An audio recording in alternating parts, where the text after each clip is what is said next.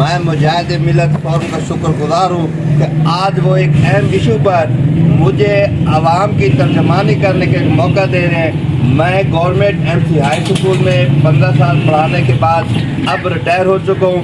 یہ میرے پیچھے میرا سکول ہے، یہ میرے بائیں طرف جو ہے یہ گالرب سکول ہے، یہ میرے طرف سامنے جو ہے ایم سی اے سینٹر مرکز صحت بچہ سینٹر ہے، اس کے ساتھ بوائز پرائمری سکول ہے۔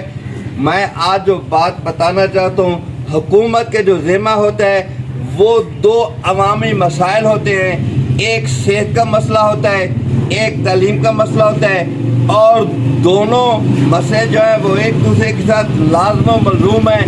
بدقسمتی سے بدبختی سے ہمارے ملک میں ایک بڑی پلان کے تحت ہمارے تعلیمی اداروں کو تباہ کرنے کے لیے ایک پلاننگ کے تحت جہاں جہاں بھی سرکاری سکول ہیں وہاں پر گندگی کے ڈھیر ہیں۔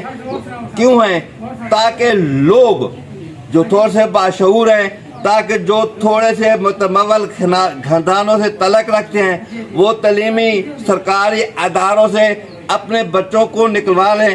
یقین جانیں یہ میرا سکول ہے، میں نے جہاں 15 سال پڑھایا ہے، یہ جو نزدیک ہے الگ، میں دور کے کمروں کی بات کر رہا ہوں کہ جب ہوا چلتی ہے تو یہ سامنے جو گندگی کے ڈھیر ہیں وہاں سے جو بدبو اٹھتی ہے، کمروں کے اندر بھی کھڑا نہیں ہوا جا سکتا۔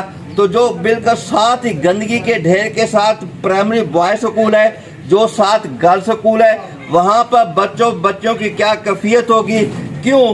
مقصد یہ تھا کہ لوگ سرکاری تعلیمی اداروں سے متنفر ہوں گے، اپنے بچوں کو سکولوں میں بھیجیں گے نہیں، پھر ہمیں اپنے بھیانک، ہمارے خطرناک جو ہمارے منصوبہ جات ہیں انہیں پورا کرنے کے لیے، ہمیں اپنے مضمون مقاصد کو پورا کرنے کے لیے ہمیں موقع مل جائے گا کہ سرکاری اداروں میں بچے لوگ بھیجتے ہی نہیں ہیں۔ ہم سرکار صرف اساتذہ کو تنخواہیں دیتے ہیں، بچے تو پرائیویٹ سکولوں میں پڑھتے ہیں۔ لہذا اپنے مضمون مقاصد کو حاصل کرنے کے لیے جہاں جہاں بھی تعلیمی ادارے ہیں وہاں پر انہوں نے گندگی کے ڈھیر بنائے ہوئے ہیں، وہاں پہ اساتذہ کو، وہاں پہ بچوں کو، وہاں پر بچیوں کو وہ سہولیات جو ریاست کی ذمہ داری ہوتی ہے، جو حکومت وقت کی ذمہ داری ہوتی ہے وہ پوری نہیں کرتے، صرف اپنے مقاصد کے لیے، اپنے پروردہ لوگوں کو نوازنے کے لیے وہ پھر تعلیمی اداروں کو ختم کر رہے ہیں۔